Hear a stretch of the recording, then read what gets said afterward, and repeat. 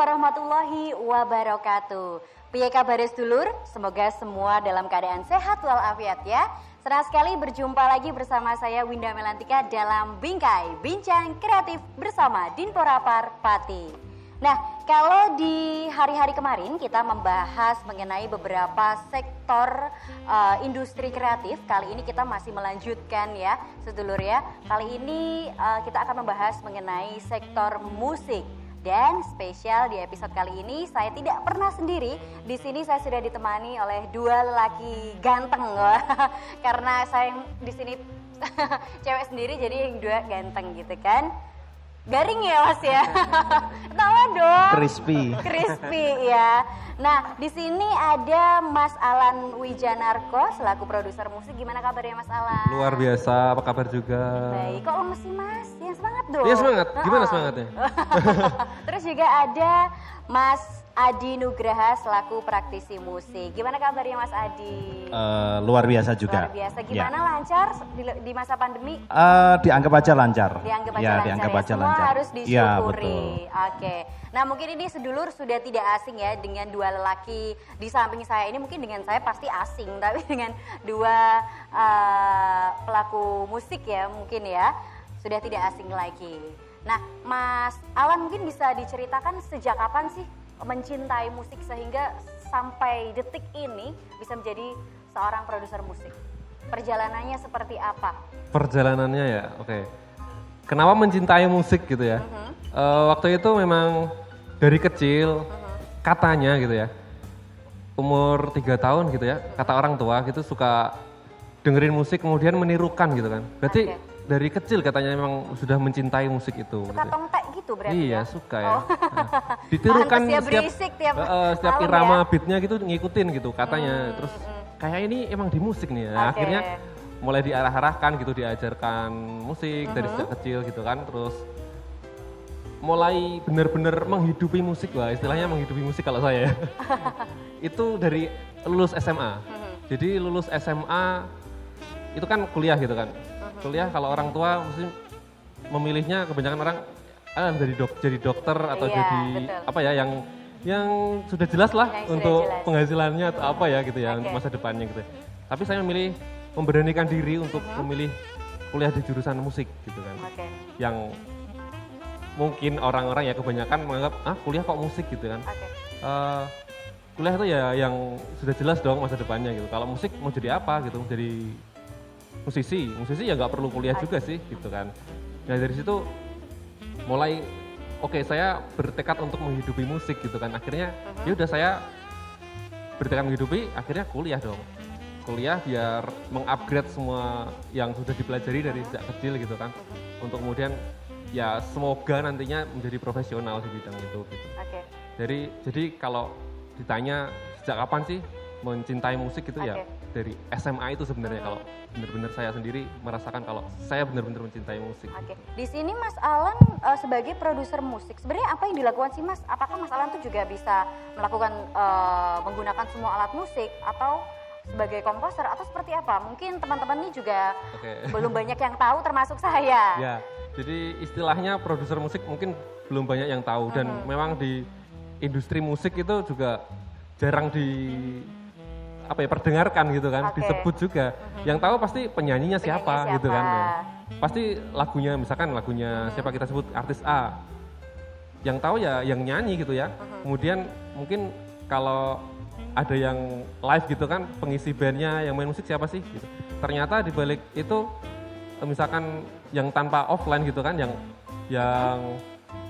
apa namanya, yang direkam dengan profesional, itu ya ada produser musik di balik itu yang membuat musik, yang mengaransemen gitu kan, membuat dari nol.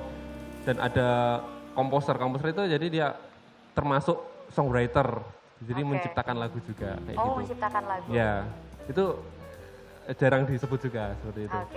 Terus produser musik itu ya ngapain aja sih gitu kan.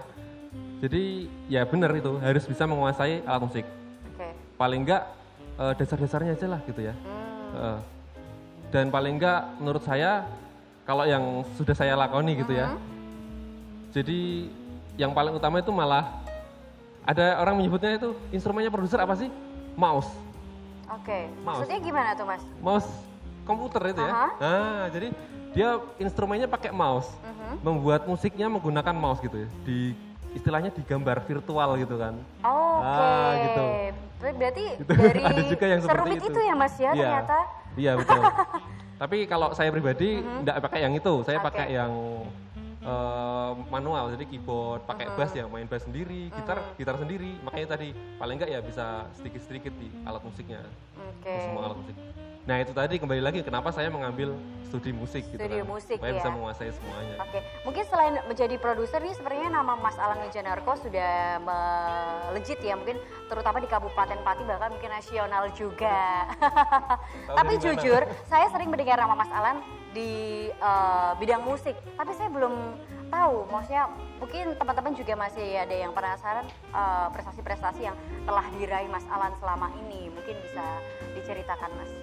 Oke, prestasi nih, enggak apa nih ngomongin prestasi? Enggak apa-apa dong, nanti bebas. Dikira apa gitu ya, pamer ya? Enggak pamer ya? Ini kan biar teman-teman itu termotivasi bahwa menjadi pemain musik itu juga tidak hanya dipandang sebelah mata, tapi juga bisa menghasilkan gitu. Ya, betul sekali. Jadi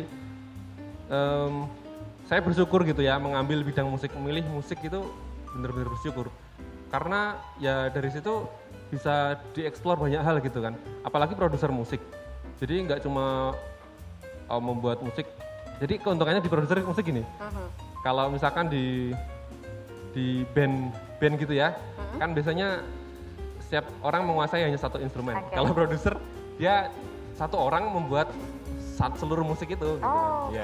Berarti keuntungannya di situ. Tapi pusing juga ya Mas ya. Tapi mungkin kalau sudah menjadi apa ya, rutinitas itu mungkin sudah nggak mumet lagi kali ya Mas.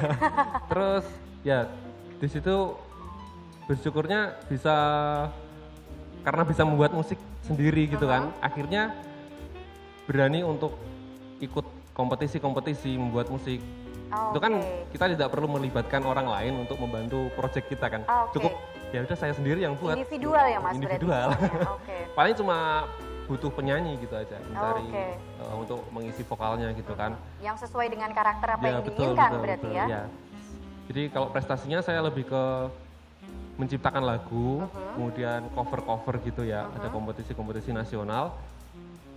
Mungkin saya bisa ceritakan satu gitu ya. Boleh. Jadi ada banyak, jadi saya ceritakan satu yang paling berkesan menurut saya gitu. Waktu itu ada lomba Mars Universitas Islam Banjarmasin. Pesertanya seluruh Indonesia. Nah kebetulan saya terpilih menjadi juara 1. Alhamdulillah ya, mengangkat nama Kabupaten Pati tentunya. Di Banjarmasin itu. Di Banjarmasin. Terus yang juara 2 itu adalah dosen saya, dosen komposisi, jadi dosen yang mengajarkan bagaimana cara menciptakan lagu gitu kan. Nah, eranya di situ kan, jadi kayak wow dosen gitu kan, saya di juara 1 dan dosen saya di juara 2 gitu kan. Dari situ dosennya bilang kalau berarti dosennya berhasil dong mendidik mahasiswanya, dia bisa ngalahin dosennya gitu kan. Itu yang paling berkesan sih buat saya. Ya, wow banget gitu. Wow, baik. Kalau Mas Adi sendiri nih sebagai praktisi musik, pasti saya yakin ceritanya akan berbeda ya. Mungkin kalau Mas Alan dari kecil memang sudah diarahkan ke musik, kalau Mas Adi sendiri seperti apa? Kalau saya, tadi pertanyaannya adalah sejak kapan ya? Sejak kapan perjalanannya hingga sekarang? Kalau suka musiknya saya nggak tahu pasti ingat kapan, tapi yang saya tahu pasti yang ingat itu saya mulai belajar alat musik itu ketika saya kelas 4 SD. Jadi saya pertama belajar gitar waktu itu karena impian saya sebelum itu adalah saya menjadi pembalap motor. Wow. Anak racing ya. Ya, jadi kelas 4 SD itu saya main gitar dan saya satu-satunya anak yang bisa main gitar di sekolah saya waktu itu. Kemudian di SMP pun gitu, saya sedikit dari salah satu sedikit anak yang bisa main musik di SMP waktu itu. Kemudian saya SMP mulai bikin band, SMA juga bikin band. Kemudian lulus SMA juga aktif main band dengan teman-teman. Akhirnya ya sampai sekarang, ke bawah sampai sekarang gitu. Jadi kalau ingat mulai kapan suka musik saya nggak tahu pasti saya kapan sih suka musik. Iya itu. Tapi kalau sekarang memang menggeluti beberapa alat musik atau memang semuanya bisa atau mungkin ada beberapa yang difokuskan gitu? Ya, jadi seiring berjalannya waktu saya sempat mengalami masa apa ya Pak Alan ya. Jadi seperti tertarik sama ini belajar ini, tertarik sama gitar belajar gitar, tertarik drum belajar drum. Itu pasti dialami banyak teman-teman musisi ya. Sampai akhirnya mereka memutuskan untuk aku ternyata lebih enak main ini. Jadi seperti itu. Saya juga seperti itu. Akhirnya saya menetapkan diri untuk bermain drum gitu. Karena menurut saya bermain drum itu keren gitu ya. Jadi setiap dulu waktu kecil setiap lihat konser pasti yang dilihat drum duluan karena suaranya paling kenceng. Meskipun dia di belakang tapi nggak apa-apa ya. Sampai sekarang pun seperti itu. Saya di belakang, saya tetap menurut saya paling keren sih. Walaupun biasanya nggak kesorot ya Mas ya. Iya, tapi jadi pemain drum itu suka dukanya banyak sekali ya. Kita duduk di belakang, kalau ke foto ketutupan simbal, ya kalau salah pasti ketahuan sendiri gitu. Tapi nggak apa-apa, tetap keren menurut saya. Kalau sejauh ini Mas Alan kan mengikuti menjadi seorang produser musik yang membuat sebuah instrumen lagu gitu kan. Apakah sudah ada lomba-lomba yang diikuti selama pandemi ini Mas? Selama pandemi sudah ada banyak gitu kan. Kemarin ada Indomusikgram. Oke. Pasti tahu ya semua orang. Pasti ya. Nah itu bikin cover. Cover tapi di Instagram jadi aman. Cover lagu gitu kan. Kebetulan lolos juara. Dapat hadiah. Itu udah diikuti ya. Jadi cover. Meningkatkan imun ya Mas ya. Gimana? Dapat hadiah meningkatkan imun kita ya. Betul sekali. Oke, menyenangkan hati. Bukan beli obat tapi ya menyenangkan hati. Iya kan, obatnya senang kan. Betul. Ya itu kemudian ada lomba cipta lagu juga kemarin juga lolos walaupun dapat favorit, tapi juga lumayan juga. Oke.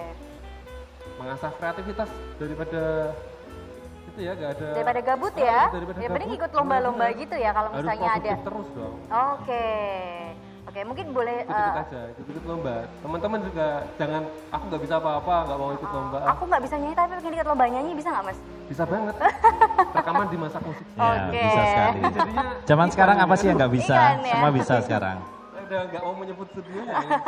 Boleh Mas Alan dan juga Mas Adi diberikan sedikit motivasi untuk teman-teman yang di luar mungkin yang masih malu akan dirinya ingin sebenarnya mungkin punya bakat tapi mungkin belum bisa mengeluarkan bakatnya, itu mungkin lewat apa terlebih dahulu? Buat teman-teman semuanya yang seperti dikatakan tadi, kalau hari ini masih ada perasaan satu malu, kedua nggak tahu mau kemana, menurut saya kok cukup menyedihkan ya. Di era seperti ini kita bisa cari semuanya, kita bisa dapetin semuanya di internet dimanapun, kita ketemu dengan banyak orang-orang yang hebat. Hari ini kok rasanya cukup memprihatinkan kalau masih ada seperti itu. Yang saya lihat malah sebenarnya kebalikan. Jadi banyak teman-teman yang cukup bersemangat untuk berkarya, untuk misalkan membuat video, membuat cover lagu. Kita nggak bicara soal kualitas ya, kita bicara soal spirit. Jadi hari ini malah banyak sekali seperti itu dan menurut saya cukup bagus. Karena nanti pada akhirnya adalah seleksi alam yang menentukan.